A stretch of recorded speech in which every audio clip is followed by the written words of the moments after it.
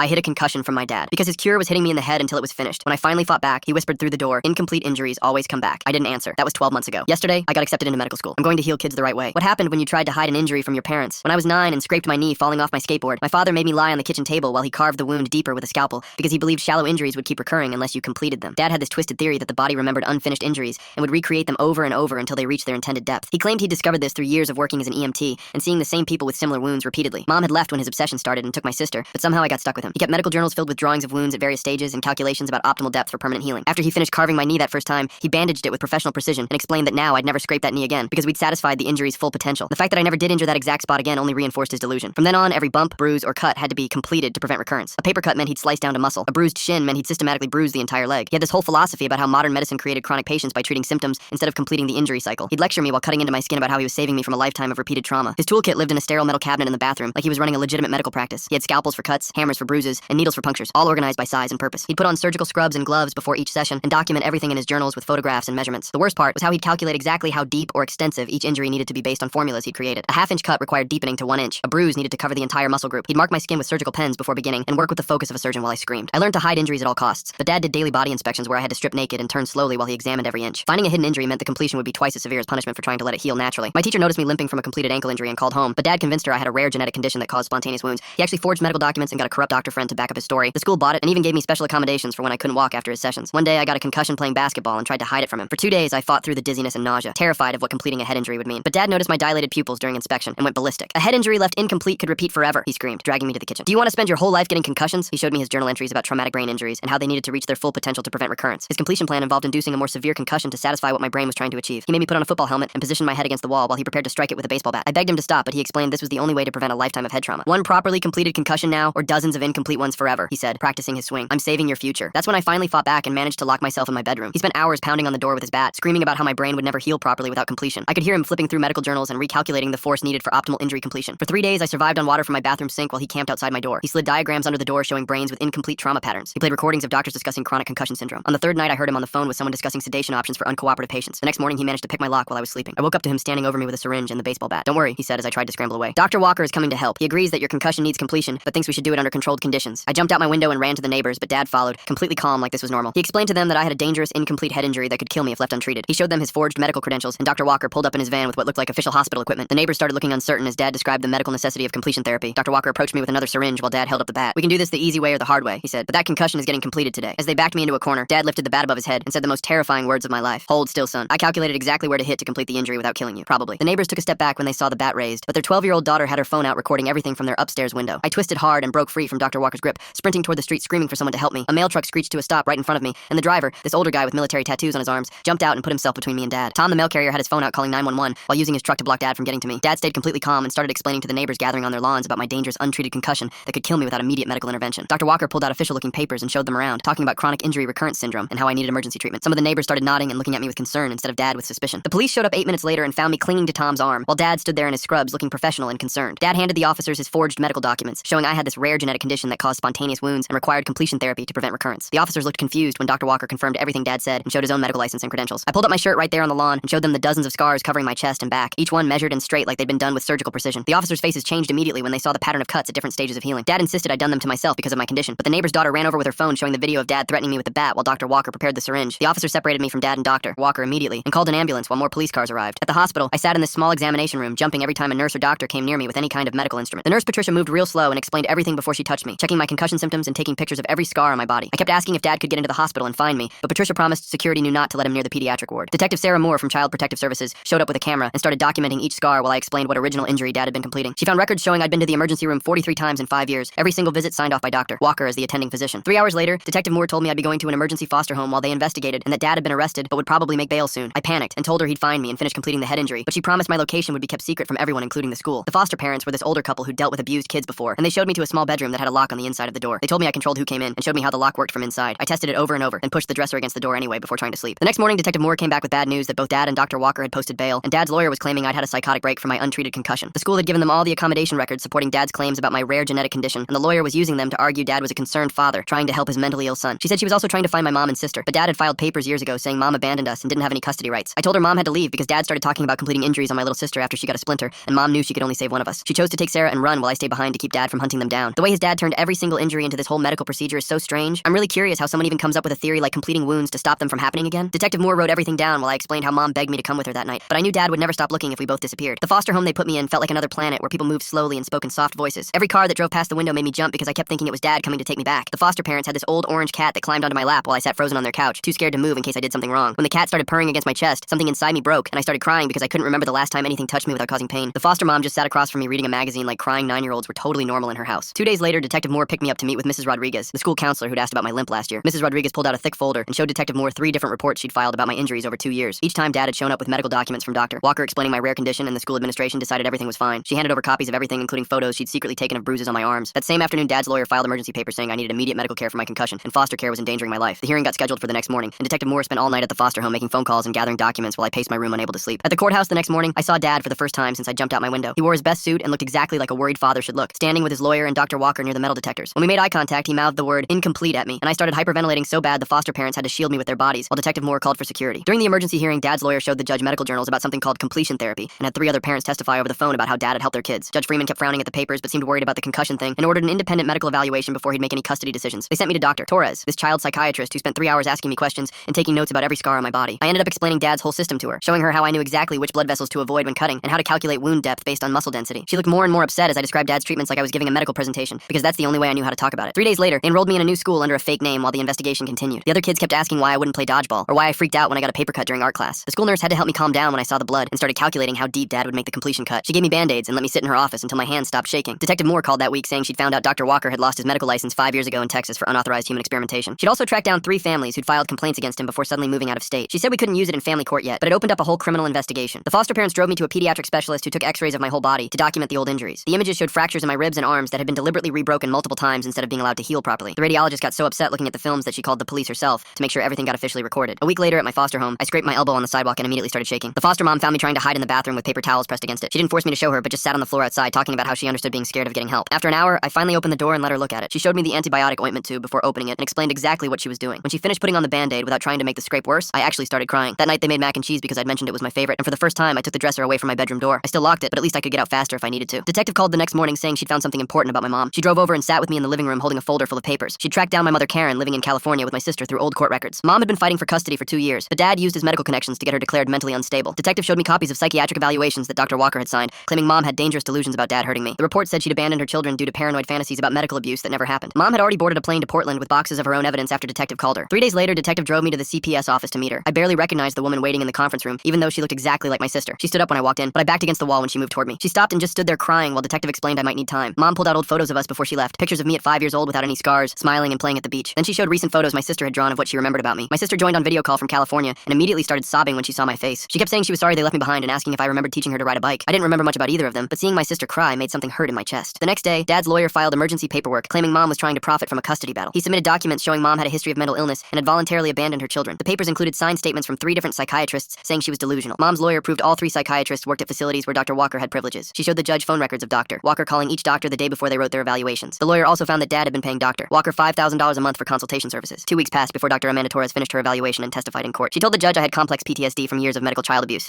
She explained that completion therapy had no scientific basis and was just torture disguised as medicine. She'd reviewed Dad's journals and said his theories showed clear signs of delusional thinking. The judge ordered me to stay in foster care while the criminal trial proceeded. That same week, Dad hired a private investigator who started following Detective's car. The investigator got caught taking pictures outside my school with a telephoto lens. The principal called the police and they arrested him for stalking a minor. He admitted Dad paid him to find where I was living so he could monitor my medical condition. Detective moved me to a new foster home that night for safety. I spent the first 3 days with my dresser in bed pushed against the door again. The new foster family had another kid named Marcus who was 16 and had been removed from his home 2 years earlier. He sat outside my door the 3rd night and told me through the wood about his stepdad who used to beat him. He explained how he learned that not all adults wanted to hurt him and that being scared was normal. He said it took him 6 months before he could sleep without barricading his door. After an hour of listening to his story, I opened the door just enough to see his face. He was sitting cross-legged in the hallway with old scars on his arms that looked like mine. 3 days later, I started seeing a specialist who worked with kids who'd been through medical abuse. She spread actual medical journals across her desk, showing me real science about wound healing. Every single thing Dad had taught me about completion therapy was completely made up. She showed me studies proving that deepening wounds caused more scarring, not less. She explained that bodies healed naturally without needing to complete anything. I kept arguing with her because accepting it meant all those years of pain were for nothing. During the supervised visitation hearing 2 weeks later, Dad brought 3 sets of parents to testify. They all claimed his treatments had helped their children avoid chronic injuries. One mother said Dad's completion therapy had cured her son's recurring bruises. Detective recognized the family's name from Dr. Walker's old complaint files at the medical board. Under cross-examination, the mother kept looking at Dad before answering questions. When the lawyer asked if she'd been paid to testify, she started crying. She admitted Dad had offered to pay off their $30,000 medical debt if they supported him. The other 2 families quickly left the courtroom when they heard that. How did Mrs. Rodriguez keep taking those photos for 2 whole years without anyone catching her? The way she secretly collected all that proof while Dad kept showing fake papers makes me wonder what else teachers noticed but can't prove. Mom's lawyer then presented phone records showing Dad had called my maternal grandparents 47 times with threats. threats. He told them he'd have them arrested if they tried to contact me. The lawyer showed emails where Dad described exactly how he'd isolated me from everyone who might help. He'd switched me from public school to homeschooling after teachers asked questions. He told neighbors I had a rare disease that made me injury-prone. He'd created an entire paper trail of fake medical conditions to explain away the evidence of abuse. The new detective they assigned to my case kept checking his phone during our meetings and forgot basic details from one session to the next. My foster parents noticed him mixing up dates and missing obvious connections that Detective Moore would have caught immediately. They started calling the department daily, demanding Moore's reinstatement, and within days, other families she'd helped were flooding the chief's office with letters and phone calls. The pressure worked because 2 weeks later, Moore walked back into my case with a stack of files and a determined look that made me feel safer than I had in weeks. During week 10, Dad's lawyer filed a motion to get all my therapy records, claiming they needed to check if I was making things up or had mental problems that made me unreliable. My therapist fought hard against it, but Judge Freeman ruled that some records had to be shared for the case to proceed fairly. I sat in the waiting room while they argued, knowing Dad would read every private thought I'd shared about nightmares and panic attacks and how scared I still was of him. That same week, my foster family's German Shepherd started following me around the house, somehow knowing when the anxiety was building before I even realized it myself. The dog would press against my legs when my hands started shaking, or curl up next to me on the couch when the memories got too loud. My foster parents watched this happen over and over, and I heard them talking one night about maybe making this arrangement permanent if the court would allow it. Karen's lawyer dropped a bomb in court when she presented pages from Dad's journal that described future experiments he wanted to try once I turned 12. The entries detailed burn completion procedures using controlled heat sources and calculations about scar tissue formation rates. Judge Freeman's face went pale as he read about Dad's plans to use a soldering iron to complete minor burns and his theories about how fire injuries needed to reach third-degree status to prevent recurrence. The courtroom got so quiet you could hear the fluorescent lights buzzing while everyone processed what Dad had been planning. A week later, I met with a child advocate the court appointed who actually asked me what I wanted instead of just telling me what would happen. She had me draw pictures and use dolls to show what living with Dad was like, and for the first time, someone really listened when I said I never wanted to be alone with him again, not even for supervised visits. 3 months into everything, Dr. Walker's trial started, and I had to testify through a video link from another room because I couldn't handle being in the same building as him. I described the baseball bat and the syringe and how he'd pulled up in his van ready to help Dad complete my concussion, breaking down twice when the prosecutor showed pictures of the medical equipment they'd found. Walker's lawyer tried to say I was confused from the head injury, but I remembered every detail, from the surgical scrubs he wore to the exact words he used about controlled conditions. Detective Moore got reinstated with a commendation and immediately discovered Dad had been posting on medical forums under fake names, trying to find other doctors who believed in completion therapy. She found threads where he described my case as a success story and offered to train other parents in his methods, even sharing diagrams of optimal cutting depths for different age groups. The investigation expanded when they found 3 other families Dad had been counseling online about completing their children's injuries. By this point, I'd stopped pushing my dresser against my bedroom door at night, trusting the locks and the German Shepherd who slept in the hallway outside my room like a furry guardian. My foster parents didn't make a big deal about it, but I saw them smile at each other when they noticed the furniture back in its normal spot. Then Dad's parents showed up from Arizona with expensive suits and a team of lawyers, claiming their son was a misunderstood genius who just needed psychiatric help, not prison. They filed for custody themselves, saying they could provide a stable home and proper medical care while their son got treatment. And suddenly Karen's public defender looked completely outmatched against their legal team. The forensic accountant the prosecutor brought in found something huge in week 14 when she discovered Dad had been billing insurance companies for every completion session, using diagnostic codes for legitimate procedures and getting Dr. Walker to sign off as the attending physician. The fraud totaled over $200,000, which meant federal charges on top of everything else, and Dad's parents' lawyers suddenly had a much bigger problem than just the abuse charges. The next week, my sister testified via video link from California, and watching her on that courtroom screen broke something inside me. She sat in a bright room with palm trees visible through the window behind her,